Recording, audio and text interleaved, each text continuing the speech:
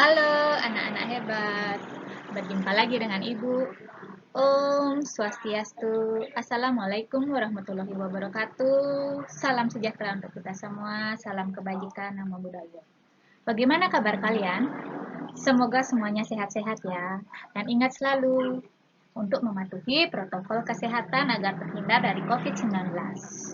Nah, ini adalah video kedua yang Ibu tampilkan mengenai pendapatan nasional. Sebelumnya, semoga kalian masih ingat ya di video pertama, apa sih yang kita telah bahas? Ya, di video pertama kita membahas 3 hal. Yang pertama adalah pengertian pendapatan nasional, yang kedua yaitu fungsi perhitungan pendapatan nasional, fungsi atau manfaatnya. Yang ketiga itu adalah konsep-konsep pendapatan nasional, di mana di sana ada 6 konsep dan di setiap konsep itu ada rumus dan perhitungannya. Nah, setelah itu di video kedua kali ini apa yang akan kita bahas? Kita akan membahas mengenai metode perhitungan pendapatan nasional. Nah, sebelum itu ada baiknya kita melihat dulu apa sih kompetensi dasar, PK, dan tujuan pembelajaran kali ini.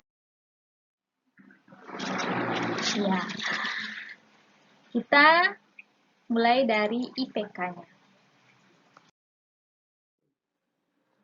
Yang pertama, kita akan membahas kompetensi dasarnya. Nah, kompetensi dasarnya di sini masih sama seperti pada video yang pertama ya, yaitu menganalisis konsep dan metode perhitungan pendapatan nasional serta menyajikan hasil perhitungan pendapatan nasional.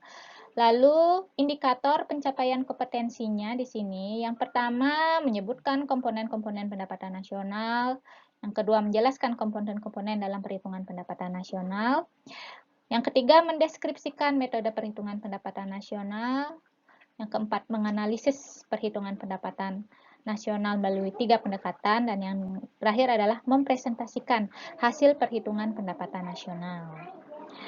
Lalu tujuan pembelajarannya yaitu melalui pendekatan saintifik dan menggunakan model pembelajaran problem-based learning, peserta didik dapat menganalisis konsep dan metode perhitungan pendapatan nasional serta menyajikan hasil perhitungan pendapatan nasional dengan penuh tanggung jawab dan bekerja keras.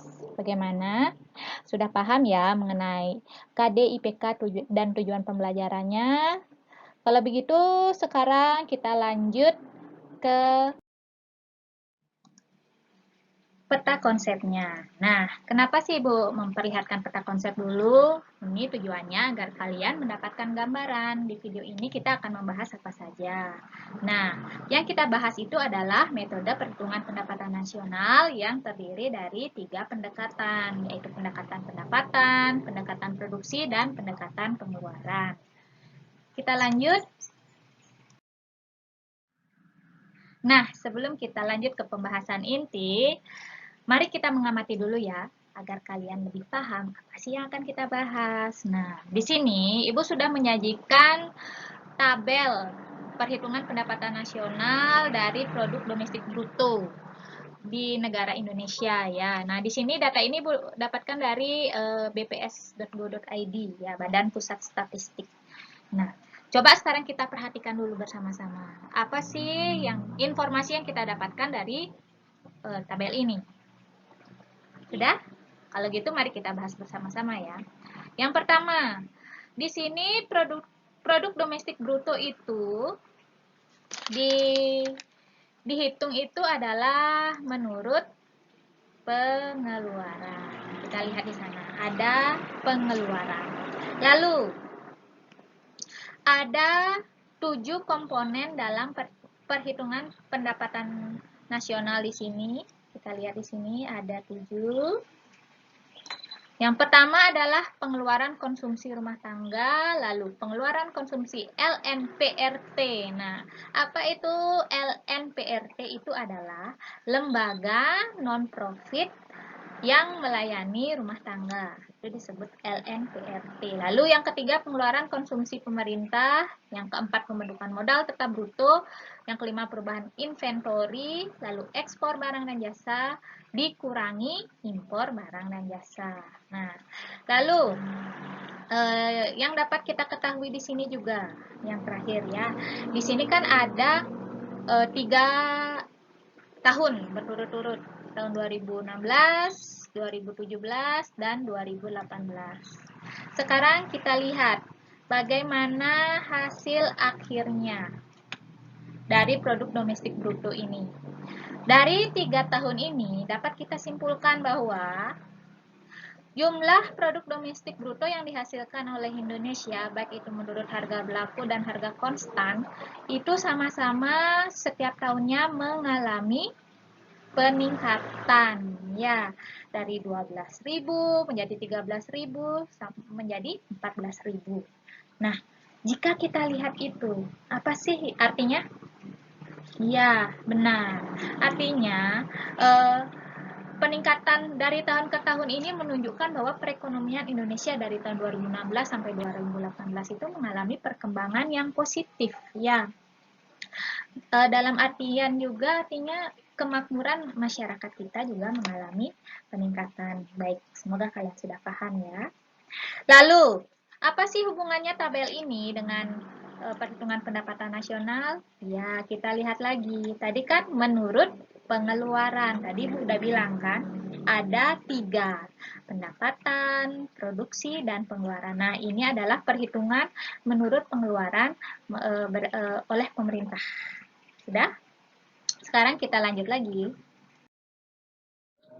Kita akan bahas ketiganya dulu, menurut pengertiannya ya. Kita mulai dari pendekatan produksi. Nah, pendekatan produksi ini nama lainnya itu adalah production approach. Nah, apa sih itu pendekatan produksi? Yaitu pendekatan dengan cara menjumlahkan nilai produksi tiap-tiap sektor ekonomi atau dengan menjumlahkan secara keseluruhan nilai tambah atau value added dari semua kegiatan ekonomi yang dihasilkan perusahaan. Sekedar kalian tahu saja ya, dalam pendekatan produksi ini, menurut Badan Pusat Statistik itu ada 17 sektor loh yang dihitung di sini. Sekarang Ibu bacakan ya. Yang pertama ada sektor pertanian, kehutanan dan perikanan, lalu pertambangan dan penggalian, industri pengolahan, pengadaan listrik dan gas. Yang kelima, pengadaan air, pengolahan limbah dan lain-lain. Yang keenam itu konstruksi.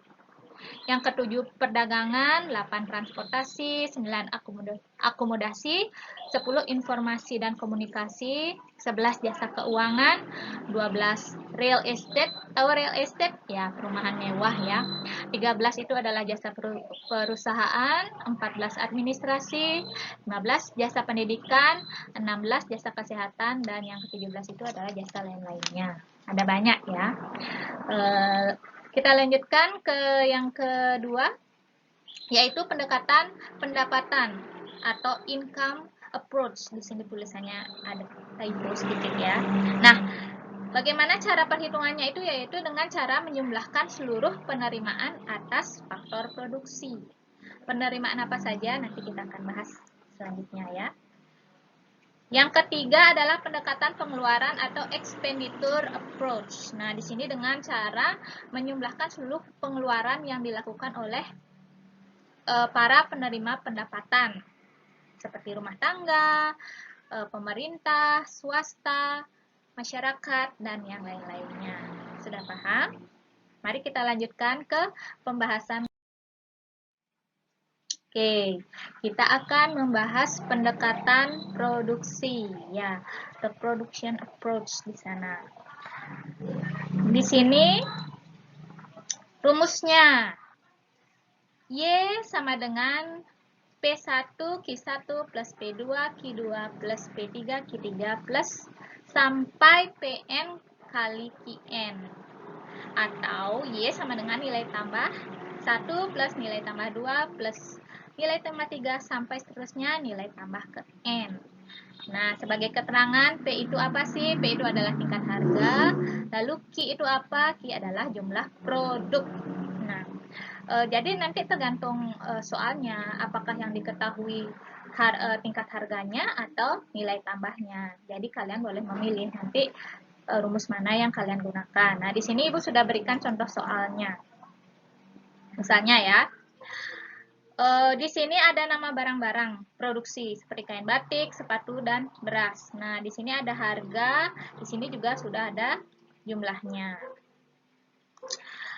Harganya 250.000 untuk kain batik, sepatunya 350.000. Lalu berasnya 100.000. Jumlah barangnya di sini juga sudah ada. Nah, lalu kita lihat sekarang rumusnya. Jadi kita menggunakan rumus karena di sini yang diketahui apa? Ada harga yaitu Q dan jumlah barang yaitu P. Maka di sini ingat, kalau kita mengerjakan soal-soal hitungan selalu dimulai dengan diketahui dulu ya. Nah, diketahui di sini kan ada P1-nya 250.000, P2-nya 350.000, P3-nya 100.000. Lalu Q1-nya 20.000, Q2-nya 500.000, Q3-nya 100.000. Maka rumus mana yang kita gunakan? Ya, kita gunakan rumus yang pertama. Nah, lalu bagaimana sih hasil akhirnya? Ya, di sini rumusnya itu P1 kali Q1 plus P2 kali P2 plus P3 kali Q3. Jadi tinggal dikalikan saja. Nanti hasilnya itu adalah 16 miliar 750 juta. Wow, banyak sekali ya. Oke, sekarang kita lanjut ke pendekatan pendapatan. Nah, di sini rumusnya apa sih? Ya, rumusnya itu adalah Y sama dengan R plus W plus I plus P. Keterangan, agar kalian ingat apa sih itu? Ingat, Y itu adalah years income atau pendapatan nasional, disingkat dengan Y, lalu R. R kecil di sini artinya rent atau sewa, yaitu balas jasa atas faktor produksi tanah. Jadi bagi seseorang yang memiliki tanah atau gedung atau apapun yang disewakan kepada orang lain itu disebut sebagai pendapatan sewa atau rent. Lalu yang kedua W kecil di sini wage atau dalam artinya ini adalah upah, yaitu balas jasa atas faktor produksi tenaga kerja. Maksudnya di sini adalah bagi orang-orang yang bekerja dimanapun itu, bisa di perusahaan seperti ibu jadi guru itu kan mendapatkan upah atau gaji, itu disebut sebagai wage. Yang ketiga I kecil di sini ya. I itu artinya interest atau bunga, yaitu balas jasa atas faktor produksi modal. Bagi orang-orang yang memiliki uang lebih dan menanamkan modalnya sebagai investasi itu akan mendapatkan bunga yang namanya balas jasanya itu ya, bunga atau interest. Dan yang terakhir itu adalah P kecil. Ini adalah profit atau laba, yaitu balas jasa atas faktor produksi kewirausahaan. Artinya di sini contoh kewirausahaan itu apa sih? Ya, contohnya orang-orang yang berdagang, memiliki usaha itu melakukan kegiatannya itu kan tujuan utamanya untuk mendapatkan laba atau keuntungan. Sebagai contoh di sini, Ibu berikan satu contoh gampang, ya, agar kalian paham. Diketahui data-data sebagai berikut dalam miliar. Nah, ya data di sini yang diketahui itu apa saja? Yang pertama adalah sewa tanah, upah, bunga modal, laba usaha. Ini semuanya adalah sudah berurutan ya, diketahui dari R, W, I, dan P-nya. Nah, lalu bagaimana sih pertanyaannya? Hitunglah pendapatan nasional dengan pendekatan pendapatan. Ya, gampang saja, tinggal dimasukkan ke rumusnya. Y sama dengan R plus W plus I plus P. Maka tinggal ditambahkan 30.000 ditambah 250.000 ditambah 50.000 ditambah 40.000. Maka hasilnya itu pendapatan nasionalnya itu adalah 370.000. Bagaimana? Sudah paham ya? Kita lanjutkan ke pembahasan ketiga, yaitu perhitungan pendapatan nasional berdasarkan pendekatan pengeluaran. Nah, rumusnya apa sih? Rumusnya Y sama dengan C plus I plus G plus X dikurangi M. Jika kita lihat dari rumusnya ini, kalau di sini kan rumusnya huruf besar semua. Kalau tadi di pendekatan pendapatannya itu kan rumusnya hurufnya kecil semua, itu harus ingat ya. Nah, ada apa sih arti dari C, I, G, X, dan M ini? Sekarang kita bahas, kita lihat di keterangannya. Yang pertama C itu ada consumption. Ya, itu artinya pengeluaran masyarakat atau konsumen, yaitu pengeluaran semua rumah tangga keluarga dan perseorangan serta lembaga bukan perusahaan dalam memenuhi kebutuhan hidupnya. Itu semua dimasukkan ke dalam C. Lalu I itu singkatan dari investasi. Nah, apa sih investasi itu? Yaitu pengeluaran dalam negeri, artinya pengeluaran investasi di dalam negeri saja ya, oleh pihak swasta untuk apa? Contohnya itu adalah untuk mendirikan bangunan, untuk membeli mesin, peralatan, perlengkapan, persediaan, dan lain-lainnya yang digunakan untuk kegiatan di perusahaannya, itu disebut saja investasi. Lalu yang ketiga G. G itu singkatan dari government expenditure begitu ya, yaitu pengeluaran pemerintah. Nah, pengeluaran pemerintah ini dalam bentuk apa saja?